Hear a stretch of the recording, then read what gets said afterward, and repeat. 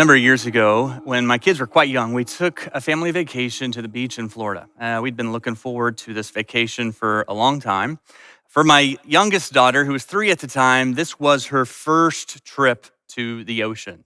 And so we got packed, and she was especially excited, and she packed herself, got her swimsuit, had her floaties, and we made the 10-hour drive through the night. When we arrived, it was mid-morning the next day, and we all quickly got changed, and we're heading from our condo out to the beach. My youngest daughter, again, she's 3, she had her floaties on. We're going out to the beach, but to get to the beach, with the beautiful white sands of the Gulf of Mexico, you had to pass by this kind of crummy pool that was a part of the condo we were staying in. As we were walking by the swimming pool, my 3-year-old just jumps right in. She jumps in and she's splashing and having fun, and the rest of us are like, get out of the, we didn't drive 10 hours to swim in this pool. We came for the ocean. But when she saw the pool, she was just too excited, and she wanted us to get in the pool with her, and she didn't want to go to the beach. But the problem was she just didn't understand. Like, all she could really see was what was right in front of her, and she didn't understand what was across the street. And so I'm trying to convince her, and trying to use advanced logic with the 3-year-old to get her out of the pool so we can go to the beach, and it's not working. And so finally, I just set down all the stuff I was carrying, and I scooped her up out of the water, and she's crying and yelling, and I carried her underneath my arm across the street to the beach, and she loved it. And we stayed at the beach and had fun, and she never went back to the pool.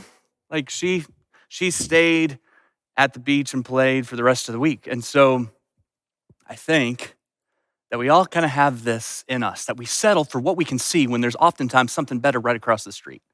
Like, we settle for what's in front of us. We settle for what's familiar. We settle for what is comfortable and predictable. And I think for a lot of us, that's what we think we want even now. We just want to go back to the pool. We just want to go back to what we know and when things were normal and predictable before there was a disruption. And first it came along in the form of a pandemic, and it yanked us out of the water, and we were kicking and screaming because we wanted to stay in the pool. But what if there's something better? I mean, maybe you can't see it from here, but what if there's something better across the street? And that's what we're talking about in this series called Never Going Back. And this week's message is never going back to settling for superficial. And specifically, I'm talking about superficial relationships. Because here's what's gonna happen, right? Like, our time demands are gonna start, in fact, many of us are already feeling it. Our time demands are gonna start to ramp back up. Our calendars are gonna start to fill up. Suddenly, our attention is gonna have all kinds of competition again. And so now's the time for us to just stop for a moment and say, I don't want to just go back to the way things were. Where every night it was a different activity, another event, a practice, a performance, and there are long hours at the office, and we were just all emotionally and physically drained, and we go home, we got nothing to give, and our spiritual lives are kind of an afterthought, and we try to make it to church on 1 or 2 weekends a month when we don't have something else going on. And we end up settling for these shallow relationships, and we put off deeper connection and difficult conversations, and we put them off sometimes a week. Sometimes we end up putting them off a generation, and we just miss out on what God really wants for us to have, the kind of authentic relationships that God created us to have, that we are to be known by God, but we're also to know and be known deeply by one another. Like, there's just so much joy and satisfaction in life when we have that. And so I think for me as a pastor, even in the midst of all of this craziness, I'm thankful. Like, I'm thankful that we get to be the church in this season of the world, because I just believe that what we have found in Jesus is what so many people are looking for. That what we have found in him, like, the pandemic comes along and it just strips away what so many people had put their hope in. But that's not us. because our hope is in Jesus, and he is the one hope that doesn't disappoint. And that means a virus may cancel everything, might cancel everything else, but it can't cancel the peace and the joy that we have in Jesus. And then, last number of weeks, the last number of generations, the world is reeling from deep pains and wounds that come from a long history of racism. But as a church, we have an opportunity to model the uniting power of the gospel, that what unites us in Christ squashes whatever else might divide us. We saw it last week from Ephesians 2, that the cross has destroyed the dividing wall of hostility that makes us one. The cross accomplishes that. The gospel does for us what no political solution could ever accomplish. We have that in Jesus. Everyone's trying to figure out, well, how can we have that kind of community? What do we do with all this division? And the cross is where we find that connection. I was at a prayer group last week with a few brothers in our church, and it's been a long time since we'd met together to pray. And as we met to pray, I just was struck by something that hadn't occurred to me until we were in the moment. And I looked around the room, and there were a few men in our church that I know were going downtown to protest, peacefully protest that day. But there was another man in our church who was in uniform, was going downtown as well as a police officer, and I just listened to those brothers pray for each other. And I listened as the police officer prayed humbly for healing and restoration. And I listened as the protesters prayed for protection for that officer, and as they gave thanks to God for one another. As the police officer gave thanks to God for the protesters' passion for our community. And as the protesters gave thanks to God for a police officer who saw his calling as sacred, that he does his job to serve the Lord first and then to love the people in his community. And as I was listening to it, it's the church. That happens in the church. We have what so many people right now are longing for. So this weekend, we're going to look at the Old Testament book of Ruth, and we're going to discover that when everything else around us is falling apart and when so much of life gets stripped away, that's when we realize how important relationships are, but not just a lot of relationships, but even more significantly, the depth of a few relationships. Like those relationships have a way of giving us purpose and identifying who we are and giving us an anchor in the storms. And like some of you know that you know it because of the last few months. You either know it and are thankful for it because you've got some people like this in your life, or you realize that this is something that's been missing. Like you really need this kind of friendship, this kind of relationship. And so what makes the book of Ruth so interesting is that we're going to read about that kind of deep relationship, that kind of friendship, but it's between two unlikely people. It's between a mother-in-law, Naomi, and her daughter-in-law, Ruth. And so here's where our story begins. In Ruth chapter 1, verse 1, it says, "In the days when the judges ruled, there was a famine in the land." And so what we see right out of the gate is that there is a crisis. Like things are desperate. A famine in those days was devastating. It would mean complete economic ruin for really everybody. And so that's how the story starts. The story starts with this famine. And without enough food to eat, people start to get a little bit desperate. Like starvation has a way of creating desperation. And people will do anything for food. And so that's what happens. There's this famine in the land. People are desperate for food. And so as you read in this story, we're going to find out that this specific family isn't sure where to go or what to do, but they know what's been normal isn't working anymore.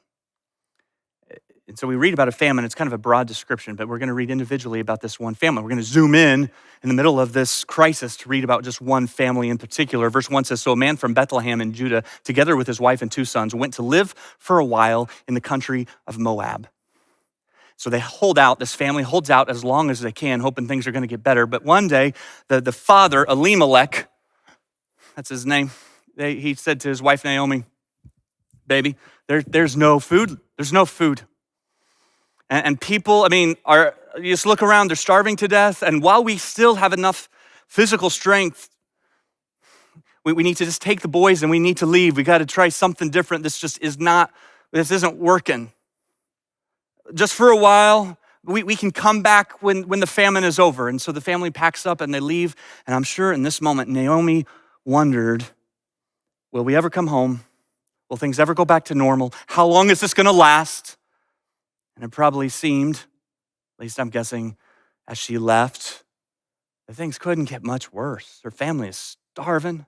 They're leaving everything they know and the people they love. It's just her and her husband and her 2 sons. It is a desperate situation. But she's about ready to find out that sometimes one difficult situation comes on the heels of another. So we read in verse 3, "Now Elimelech, Naomi's husband, died, and she was left with her 2 sons." So she's living in the strange land of Moab, and her husband dies. But at least she has her 2 sons. At least she has them. And then we read in verse 4, they married Moabite women, and one of her sons married Orpah, and the other married Ruth. Now you read that and you think, well, that's good, right? Like they found wives in this strange land, but it's not good. In fact, it was a really big deal in those days for a son to marry an Israelite woman. Like it was a big deal that they're marrying women from Moab that was an enemy of Israel. And so they marry these 2 women, and I am sure that when Naomi and her husband Elimelech were talking about what do they do, and do they stay in Bethlehem or do they go to Moab, I'm sure Naomi said, look, what if we go to Moab and it's worst case scenario and our boys end up marrying Moabite women?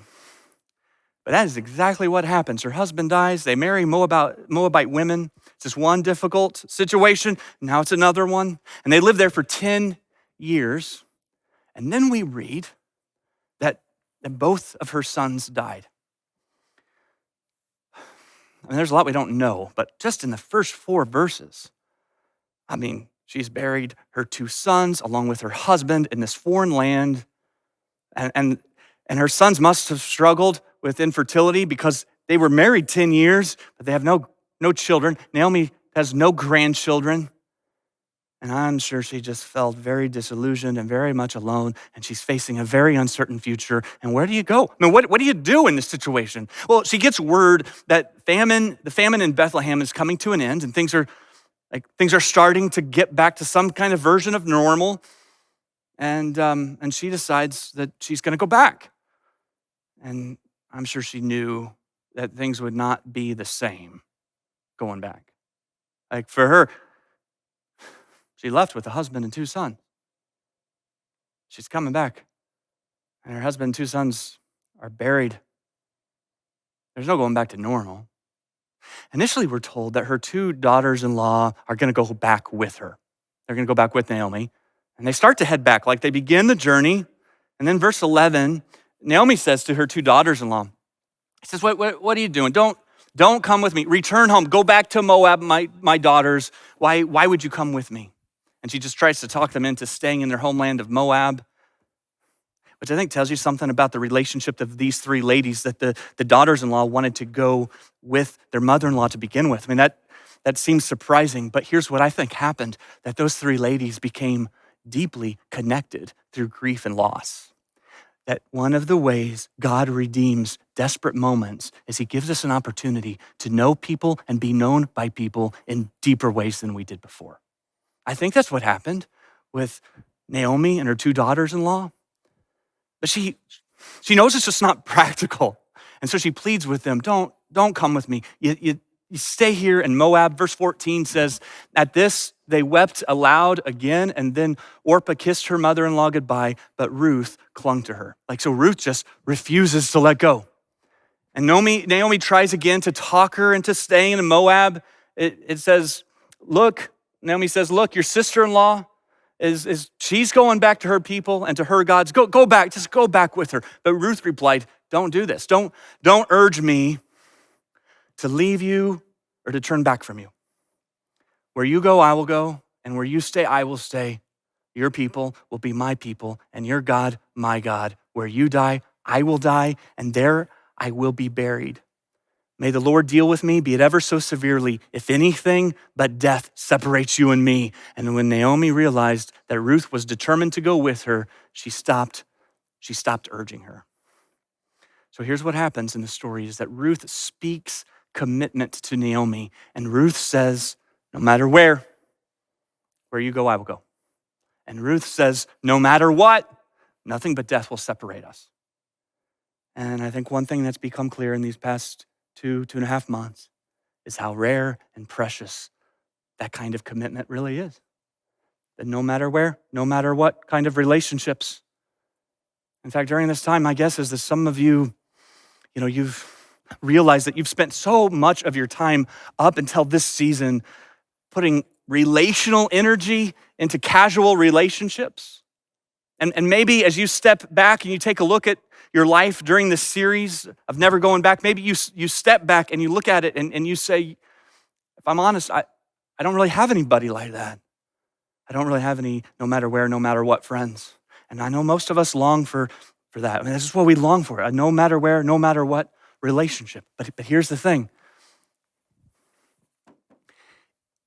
If you want a no matter where, no matter what person in your life, then you have to be a no matter where, no matter what person to other people. If you want someone to have that kind of commitment towards you, then you need to have that kind of commitment towards someone else, where you deeply commit yourself to a few people in your life. I think before the last few months, a lot of us confused the number of connections we maintained with the depths of relationship we enjoyed. In other words, if you said, hey, do you have close friends? We would answer that question by saying, well, I got a lot of friends. Well, those are two different questions. We've confused the number of connections we've maintained, connected to a lot of people with the depth of relationships we've enjoyed. But I think one of the things that we've learned during this season, I hope we've learned during this season, is it's not the number of connections, it's the level of commitment that determines the depth of your relationships. And some of you are trying to figure out, why don't I have people like this in my life? Why don't I have these kinds of relationships and friends? Look, it's not the number of connections. It is the level of commitment that will determine the depth of relationships. And so I think that seems more clear these days than ever, that connections without commitment leaves us feeling alone.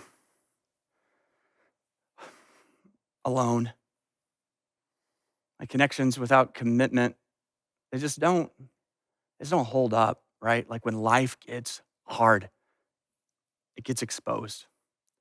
So what I want to do for just a few minutes is talk about the types of commitments that move us beyond superficial relationships and get us deeper in our connection with one another. So here's one step towards deeper relationships is that you be the kind of person where you can be counted on. Like you can be counted on. You're going to do what you say. The Bible tells us that Ruth clung to Naomi. Listen to Proverbs 18, verse 24. It says, a man of many friends comes to ruin, but there is a friend who sticks closer than a brother. There's a friend that sticks closer to you when life is hard. But if you got all kinds of friends, then when you're really in need and when things get really difficult, you find that you're in trouble. And so there's something better than having a ton of casual friends, and that's having 1, 2, 3, close, no matter where, no matter what friends. A friend who sticks closer than a brother.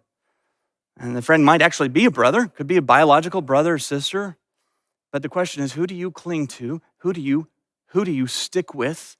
Who are you fiercely loyal to? Now is the time to just stop and ask yourself how you're giving of yourself to people in that way.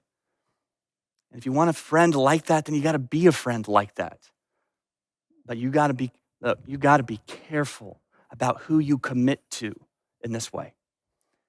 Because the friends you commit yourself to, The person you choose to say no matter where, no matter what, the person you choose, be careful with that, because whoever you choose is going to determine so much of your future. And that's something that happens literally in the story of Ruth. And it always happens in our lives as well, where Ruth says to Naomi, where you go, I will go. And here's what we see in this, is that who you cling to determines where you go. And that was true for Ruth and Naomi, but that's just as true for you and me, that who you cling to, who you travel with, really determines where you end up. As much as anything else in life, who you cling to determines where you go. And everything about Ruth's life is going to be determined really by that one commitment that she makes to Naomi. And so Naomi and Ruth make it back to Bethlehem. They go back to the small towns, like 200 people that lived in this community. And when people see them coming, like, it had been a lot of years. A lot of years had passed, but clearly Naomi has not aged well. Like, she's been through a lot, right? But that's pointed out to us in the story. It says when they arrived to Bethlehem, the whole town was stirred because of them, and the women exclaimed, "Can this be Naomi?" And then we read that Naomi says, "Don't call me that." She told them, "Call me Mara," because Mara, the word means bitter. And she says, "Call me Mara because the Almighty God has made my life very bitter. I went away full, but the Lord has brought me back empty." Welcome home.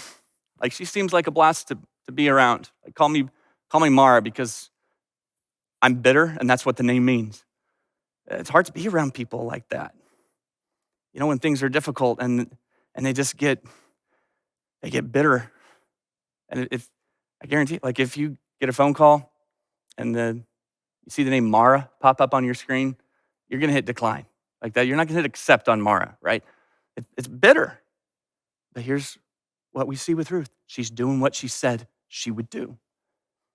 She's sticking with her, even though Naomi going back to Bethlehem is a really difficult time for her. And she feels this bitterness. She starts to see everything she's lost, and everywhere she goes, she has these triggers where she's reminded of the husband that she doesn't have and the sons that she left buried in Moab, and she's bitter. And Ruth, she doesn't say, "Well, wish I wouldn't have come. Didn't know you were gonna be like this." Instead, you find out that she is with her, and to have relationships that go from superficial to significant. It means that you're going to give grace when someone is struggling. You're going to give grace when someone is having a tough time. You might not understand it. The way they react might not be how you react. You might want to try to correct it and say, "Well, you shouldn't feel this way," but instead what you see with Ruth and Naomi is they're together. And this is such a basic principle, relationship principle of the church. Like, this is who we are, and this is how we are with one another. Because the Bible doesn't say, hey, do your best to make sure people know you're right. The Bible doesn't say that. The Bible says, do your best to live at peace with everyone. And the Bible doesn't say it's to your glory to defend yourself. It says it's to your glory to overlook an offense. The Bible doesn't say even the score, hey, make sure you get what you're owed and deserved. Don't let anybody take advantage of you. The Bible says forgive. How do I forgive? Freely. You forgive freely as the Lord has forgiven you. And the Bible doesn't say make sure everyone knows what you think all the time. Post about it often. Talk loudly. The Bible says be quick to listen, slow to speak, and slow to become angry. And the Bible doesn't say, hey, return evil for evil and insult for insult. It says to bless those who curse you and pray for those who hurt you. The Bible says in humility, consider others better than yourself. The Bible doesn't say, hey, be indifferent to people when they hurt. The Bible doesn't say, hey, when someone is hurting, what you need to do is tell them all the reasons why they shouldn't feel the way they feel. The Bible says, no, you hurt with those who hurt, and you grieve with those who grieve. And this is just a basic principle of the gospel. And so what we see throughout the New Testament, after we read about the gospel, we see instructions given to Christians about, okay, this is how you live it out. This is how you interact with people. One of the strangest things that I've experienced these past few weeks is to watch people, both black and white. I have a watched beautiful examples of people who've humbled themselves and they've looked for racial bias in their lives. I've watched people humbly repent of prideful defensiveness and apathetic indifference. Um, I've listened as people who have expressed that they need to humbly listen with more understanding. Now, that's not what's strange. I mean, that's the way it should be. Like, that should be what normally happens for Christians. What's been strange to me, and what I really have a hard time understanding, are Christians who would ever have a problem with that. Like, I don't get it. I don't get it. I mean, there's not many, but there's some Christians who seem to want to talk to people out of feeling convicted and humbly listening to people. But these things are core to the gospel, that you be quiet and you humble yourself and you serve. That's just your basic foot washing stuff. And not because you're pandering and not because you're pressured, but because it's what Jesus did. It is the Jesus way, and it's what the gospel requires. Some of what I've seen, it reminds me of an appointment I had a number of years ago with a couple who'd been married for like 35 years. But somewhere in the first year of their marriage, he had had an affair. It lasted a number of months, and she always thought something was suspicious. She suspected something, and she would confront him, but he would always deny it, and then he would make her feel paranoid and petty for suggesting it. But recently, after 30 plus years of marriage, she had found evidence, and he was forced to acknowledge it. And as I listened to their story, I found out some things about them. I found out that he grew up in a home where his dad was a serial cheater and often cheated on his mom. It was 35 years ago, they were married. Now they're both believers. I'm meeting with them because they want to be reconciled. I mean, even though they didn't realize it for all of those decades, the truth is what had happened way back when and had not been dealt with had created this deep wall of hostility and division between them. So just imagine, this isn't what happened, but imagine they came to me and I said, hey, that was a long time ago. That was a long time ago. Why are we still talking about this? Imagine if I said to them, hey, what happened then, that doesn't have any effect on where things are today. Or what if I said to her, hey, look, he's doing so much better than his father did. You really, if anything, you should be grateful. Or if I said to his wife, hey, it's not like over the past 30 years, you haven't made your share of mistakes. How would that go over? Well, I don't know. I mean, the husband might like it. Like, he might send me an email and say, hey, thank you so much. He might give me a few amens. But it would do nothing to bring about reconciliation unless he's willing to humble himself and stop being pridefully defensive and dismissive, as long as he's, in his self-righteousness, refuses to listen, as long as he's refusing to at least try and understand his wife's pain, there's little hope of reconciliation. And listen, like, we believe that what this world needs is the gospel. Our hope and our confidence is in Jesus alone to save us. He is the one who reconciles us, not just to God though, to one another. Like, that is the gospel, that he reconciles us to God and to one another. But our part in that reconciliation is humility. It is repentance. It is not pointing fingers and blaming. It is not being defensive. It's not even being right. It is repenting. It's humbling. And you see Ruth and Naomi, they just demonstrate grace to one another. It's difficult. Lots of emotions as they grieve and lots of fear as they face an uncertain future, but they are gracious to one another. Well, they're living in poverty in Bethlehem. And so one day Ruth says to Naomi, look, I'm going to get a job. I'm going to go try to find a job somewhere. But Ruth was a foreigner and she had no marketing skills. And so she started to glean in the field, and she would follow in the wake of the harvesters and pick up what was left behind. So basically, she's begging for scraps. And Ruth just so happened to be picking up grain in the field belonging to a man named Boaz. She didn't know this, but turns out Boaz was a relative of her late husband.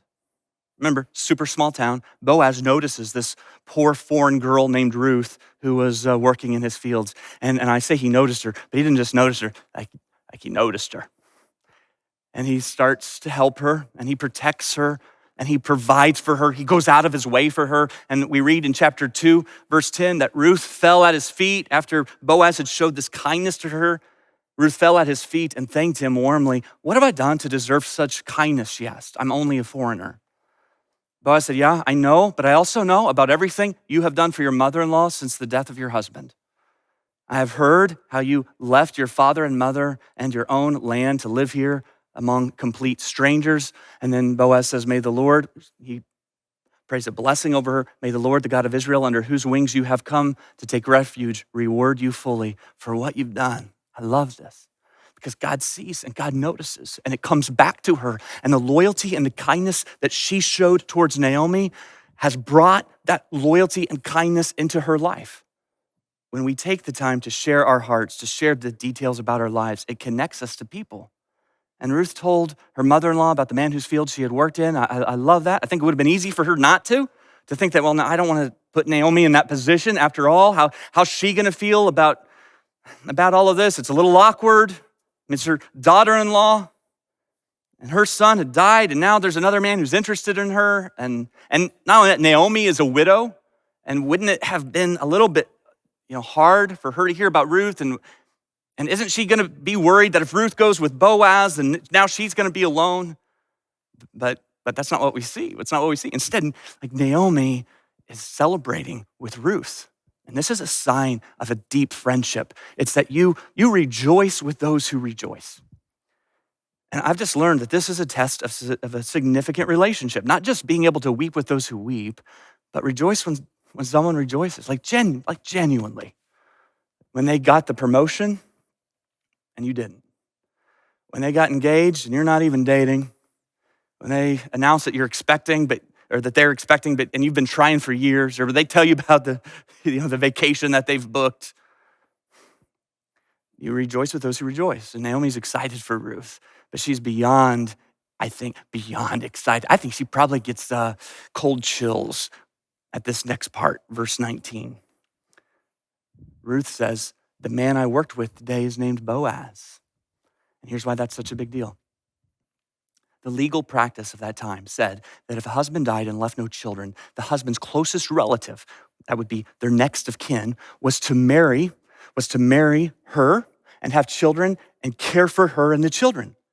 And this next of kin was called the kinsman redeemer. Naomi hears the name Boaz, and she knows that he is a kin, that he's a relative of the family, and he was known for being kind and generous. And so that point on in the story, you got to read it for yourself. But from that point on in the story, like Ruth goes to Naomi for advice on navigating relationships with her relationship with Boaz. I think this is another great way to deepen a relationship. It's just a practical way that you can purposely take a relationship to a deeper level is that you seek that person's counsel.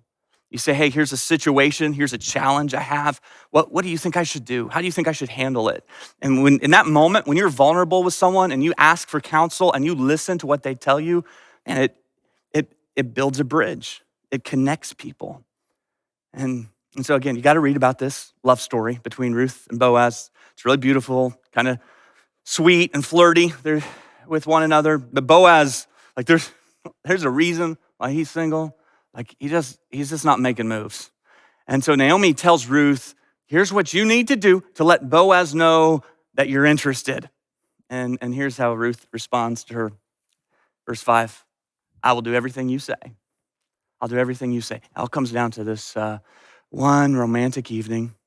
And you have Boaz, who is thrilled to find out that Ruth is interested in him. And so he declares that he wants to marry her.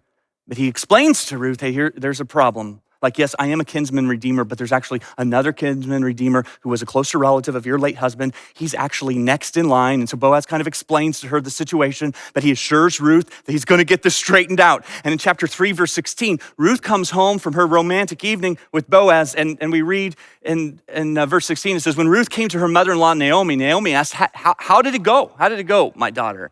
And then she told her everything that Boaz had done for her. Verse 18 says, then Naomi said, wait, my daughter, until you find out what happens. For the man will not rest until the matter is settled today. Naomi is just full of encouragement. And she says, that boy won't sleep until he's figured out a way to make you his wife.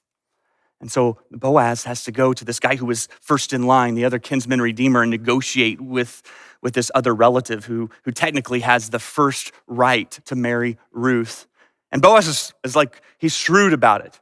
You know, he doesn't just go and say, hey, oh man, you know, you are so lucky. This girl is incredible. But if you're not interested, let me know. Like, that's not what Boaz does. Instead, he goes to this other guy, and Boaz is like, hey, bro, you have a responsibility that's on the plate here. There's this, I don't know if you've heard about it, but there's this woman, and she is a foreigner. She's from Moab, and it's your job, of course, to take responsibility for her and for all of her debts, and to have children with her and provide for her and her children for the rest of, for the rest of their existence. And by the way, I've also heard that her mother-in-law is going to be living with her. So, you know, her mother-in-law from her former marriage is probably going to need to live with you as well. And he's like, oh, okay, well, thanks. So what does she look like? And Boaz is like, well, she's got a great personality.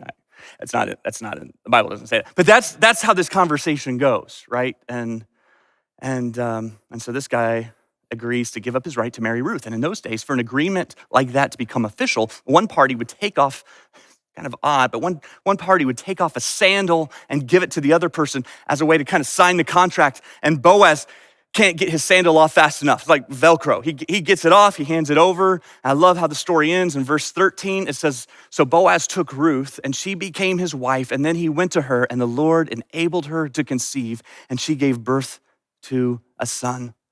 And no one was happier about this than Naomi. It says, then the women said to Naomi, praise be to the Lord, who this day has not left you without a kinsman redeemer. May he become famous throughout all of Israel. He will renew your life and sustain you in your old age. For your daughter-in-law who loves you and who is better to you than 7 sons has given him birth. That's a beautiful story. Story of friendship and of love and of romance. Okay, yeah, but why is it in the Bible? Why is it in the Bible? And why does the Bible tell us this story? I mean, if the whole Old Testament is there to point us to Jesus, then why are we reading about this story of Naomi, Ruth, and Boaz? So, like, don't miss this. Ruth is a Moabite, Naomi an Israelite. Moabites and Israelites don't like each other. Lots of tension. At best, they tolerated one another, but often they lived in constant conflict with one another. They kept their distance from each other. And what we find in this story is Naomi and Ruth coming together. Different cultures, different customs, different families, but in a season of hardship and grief, there was an opportunity for reconciliation. May that be true. May that be true for us in this season. And they unite around a commitment to one another and a commitment to God. I think that story then may be some of the story God is telling now, that he brings unity to people who are different than one another because of a common commitment to him. And to really understand why this is in the Bible, you look at the last couple of verses of Ruth chapter 4. It says, then Naomi took the child, laid him on her lap, and cared for him. Don't skip over this. This isn't just random names. They named him Obed, and he was the father of Jesse. And Jesse was the father of David. That's why it's in the Bible. Ruth, the Moabite, Boaz the Israelite were the great-grandparents of King David, and from the house of David, a Savior would be born. His name is Jesus, and he is your kinsman redeemer. And he is a friend that sticks closer than a brother. He is the one who unites us. He is the one that brings us together. This week, one of our pastors on staff posted a video, and the video ended up going viral. Like, it's been viewed hundreds of thousands of times, but it was a video of his daughter being reunited with a friend that she hadn't seen since before the pandemic. I think the reason why this video struck such a chord with people is because it captures what we long for. Like right now, like what you're going to see in this video in a moment, it captures what our hearts just so deeply desire right now. And so here's what we're going to do. Is you're going to watch this video, and then what we're going to do is after the video, we're just going to have a time of communion. I'm going to ask you to find some kind of bread or juice or take a few moments to just remember Jesus, to remember your kinsman redeemer, what he has done to bring you together. So you watch this video. It's going to be, it's a better sermon than this one, but it's reminding us what Jesus wants to do for us if we humble ourselves and we let him be the one to bring us together. What are you doing? What are you doing?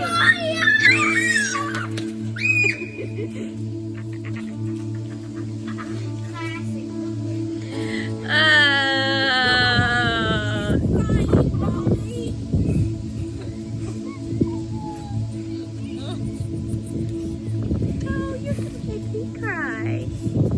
You're gonna make your mom cry.